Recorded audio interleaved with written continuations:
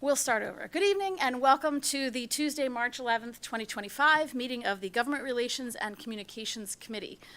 We are starting an hour late. I apologize for those of you who were waiting with bated breath for our 8 p.m. start. Come on, you gotta be enthusiastic. A lot of people are waiting up for this.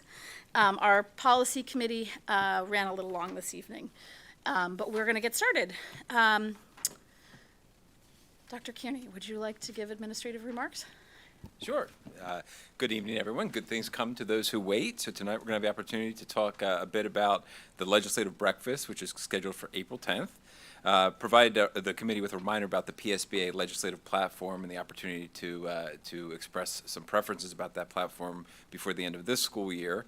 Briefly highlight some actions pertaining to education that the federal and state government have been involved with and have been highlighted through the DCIU's legislative reports. And Ms. Dunn would welcome to hear from the committee members about letter writing in support of public education. I also thought I'd mention, and Ms. Dunn may also have intended to mention this, but typically we don't meet in April because we hold the legislative breakfast. So most likely the next committee meeting would be in May. I was going to save that information for people who stayed to the end, but thank you for... All kinds of other good things at the end, so don't leave early. Great, thank you. I'm looking, is there any recorded public comment? I'm not seeing any public comment in the room. So I will ask, has the committee reviewed the minutes? Did anyone have any comments? Okay, great. Next item is the legislative breakfast planning. Back to you, Dr. Kearney. Yep, thank you very much. So at our last committee meeting, we talked a bit about the legislative breakfast, and I think we got some input from this committee, both on potential focus of the breakfast as well as potential format, including changes to the format. So a few things have happened since we last met. One is I did meet with the high school student council at the end of February to hear from them as thoughts of what are some of the topics that are of interest to them. There were a variety of topics brought up: the cafeteria menu, nutrition requirements, lunch trays, green spaces in cities, required courses, funding for education, college funding, including FAFSA, and availability of feminine hygiene products. It's very similar to last year. After we went around and heard from the different groups, and they were seated by grade level, so 9th, 10th, 11th, and 12th grade representatives. We spent a little bit of time talking about what level of government might some of those topics be best addressed. And a number of the topics could really be addressed at the school level or possibly at the district level. Some would potentially have a role for the state government or the federal government. Also, since our last meeting, at the last meeting we talked about the possibility of perhaps having a little bit of question and answer with our representatives at the legislative breakfast. So we did reach out to our representatives and to get their thoughts on that, telling them that we were thinking about a different format. We would likely gather questions from those people who would be attending the breakfast, vet them, order them, and get through as many of them as we can. And all of our representatives were on board with that as a potential aspect of legislative breakfast.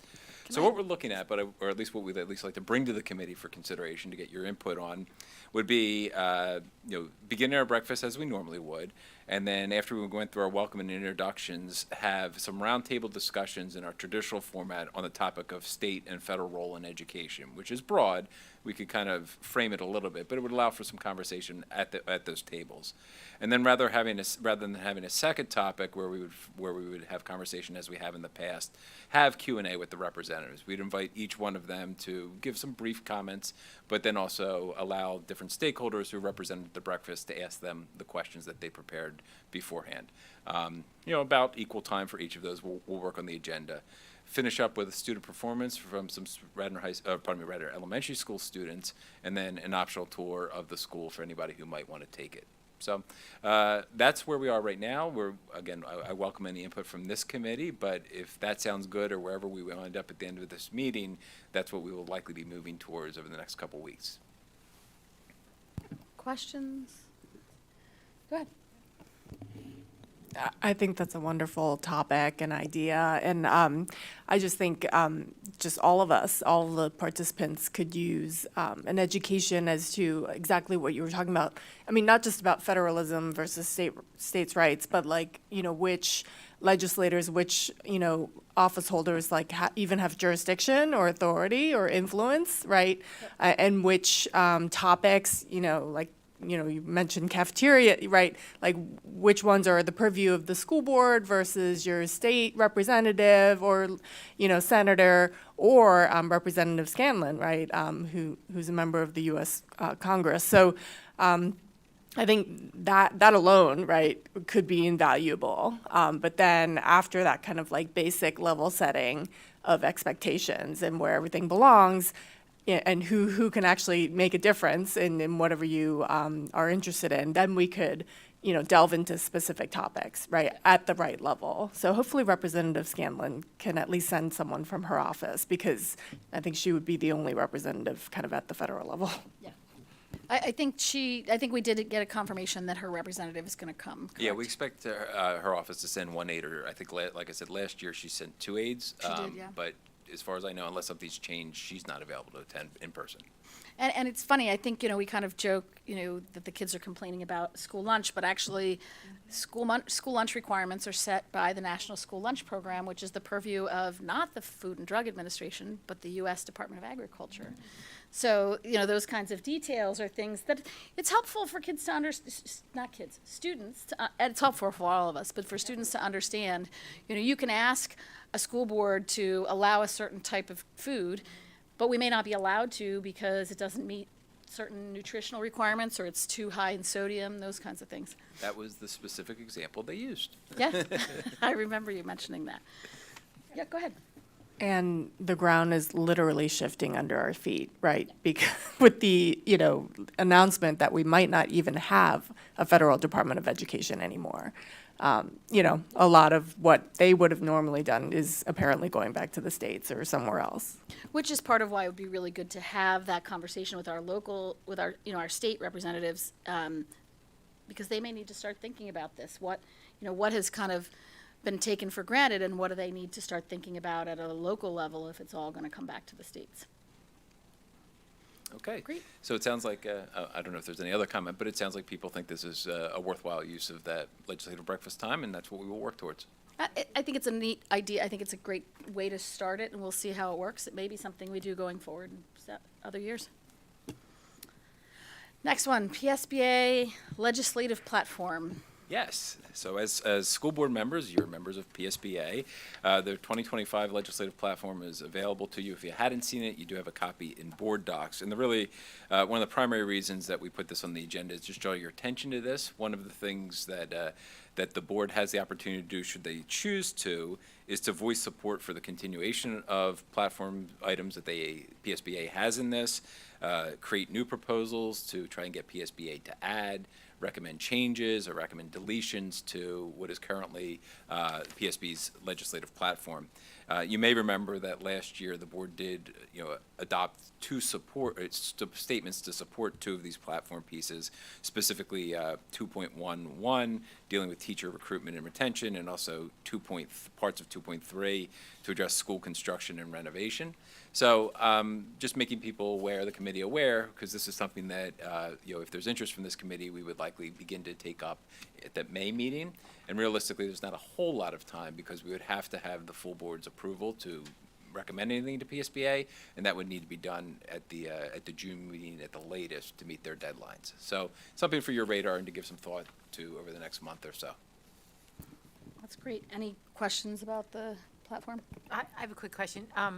Dr. Kearney, do you happen to know if the school board day? Advocacy. Thank you. The advocacy day. Okay, Where's do you happen to have a date on that? Do we know? I don't have it in Okay. front of me right now, so Okay, I'm I'll sorry. look it up. I want to say it's in May, but I feel like April was our legislative meeting, and that one might be in May, but we should look. The only reason I bring it up is I think it's super helpful, especially if we are thinking about some platform, because you do get a whole lot of information on that day. I'm happy to go again. Okay, yeah, no, that's a good idea. And we should find that out before the next board meeting, and I have to miss the board meeting, so you're gonna get to do the update from this meeting. And maybe, you're missing that meeting too, aren't you? Well, I'll be here next Yeah, the March board meeting. business meeting. Yes, the board meeting. I'll be on Zoom. Okay, well, maybe if we can make sure that the date for that advocacy day is disclosed, so if people wanna, we can kind of do a plug for it. Thank you. Yes. Ms. Lau? So with our discussion of federalism, I just noticed that the PSBA seems to restrict its advocacy efforts only to at the state level. They don't. That is my understanding as well. They used to be a part of the National School Boards Association. They removed themselves from that. They joined COSBA, but it's not clear to me. I don't think they get involved at that level. I think their lobbying focus is really at the state level. So if we had advocacy we wanted to do at the national level, we would either, I still get mail from NSBA, I appreciate it. I think we'd have to reach out to one of the national organizations and ask them how to get involved that way. Does that make sense? Yeah. Anything else? Okay, Dr. Kearney, legislative report. Yeah, moving right along, I think the committee alluded to some of the actions taking place already here. You have 2 legislative reports from the DCIU that became available since our last meeting. The more recent one, dated February 28th, actually just became available end of last week, beginning of this week at some point, relatively recently. As you may have noticed there are news articles about some of the topics that people have already brought up as far as possible effects on Pennsylvania as a result of President Trump's executive actions, including talks about either reducing or dismantling the federal Department of Education. Some aspects of executive action promoting school choice, which could have an effect on Radnor, depending on what that looks like, and the idea of taking funding, public funding, use it for private institutions, could have an impact on the budget here as well. I think prior to the meeting, some of you were also noticing there's a lot of new legislation being introduced at the state level with the start of both the PA House and the PA Senate's terms. So, we keep an eye on those sort of things and see which ones move through. Awful lot of legislation gets introduced, very little of it gets passed into law, but that doesn't mean that there won't be something that comes out of what different legislatures are producing. So that's one of the things that this committee can pay attention to. If there's anything or any items that committee members want to draw attention to, you're certainly welcome to as well. Anybody? I know one of the board members was reading this report earlier this evening and pointed out to me, and I think I had noticed, was it last month, there was somebody was pushing a bill to require more signatures on a ballot to get on the school board ballot.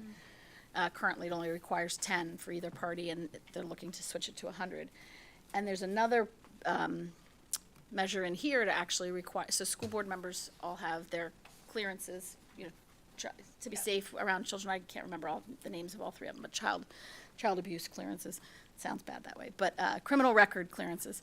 And there's actually a motion now to have people have to have that before you can even be on the ballot, which would require everybody to start thinking about all of those things a lot more carefully, a lot further in advance, because you have to get through that process.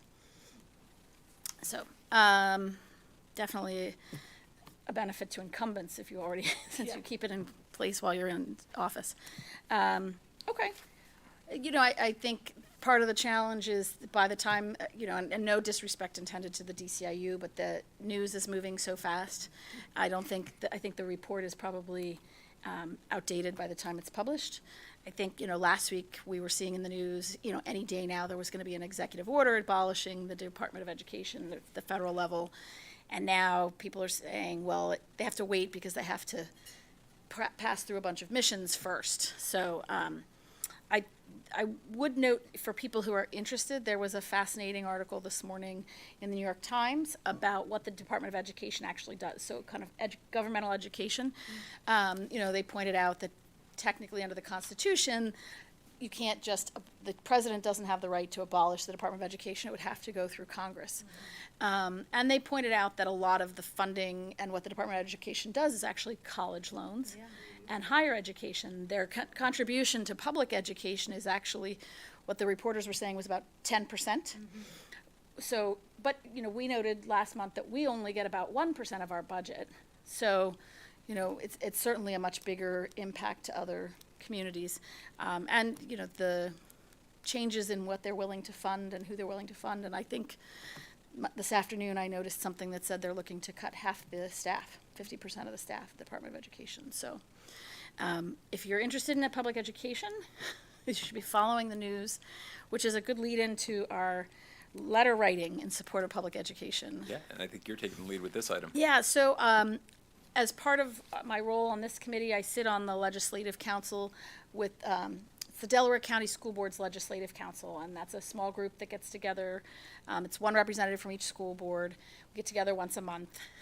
Once again, our meeting is tomorrow morning as opposed to last. And we talk about different things that are going on in education.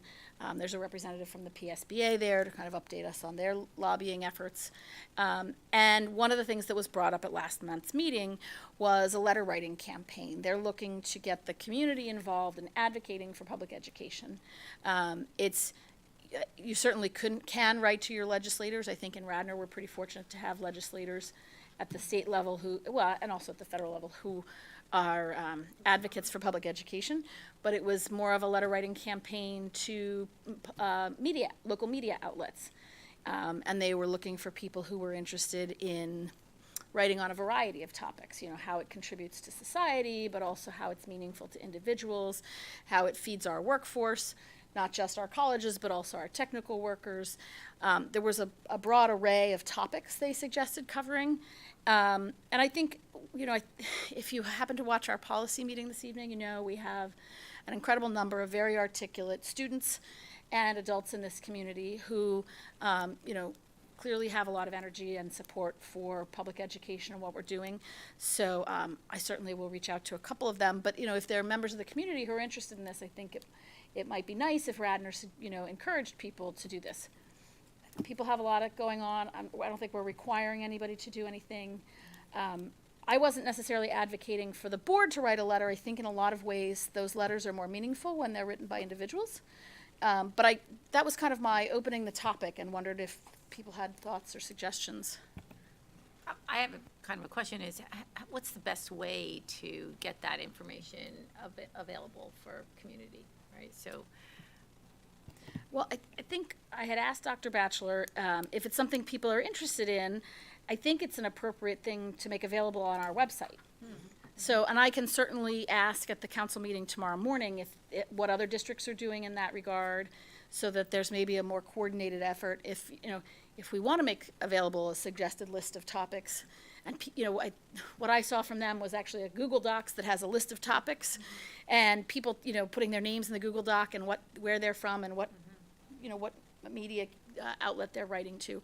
I don't know that people want to be restricted that way. I don't know that we want to manage that necessarily, but we can certainly offer suggestions and make that available to people if it's not a problem for the district to make that available on our website. And it could even go out in the Radnor Reader if we decided to do that.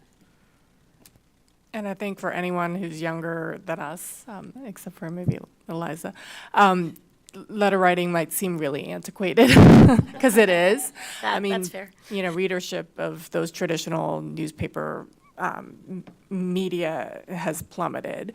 So if you want to reach a certain demographic that is probably our age or older, letter writing might still make sense. I think these days, one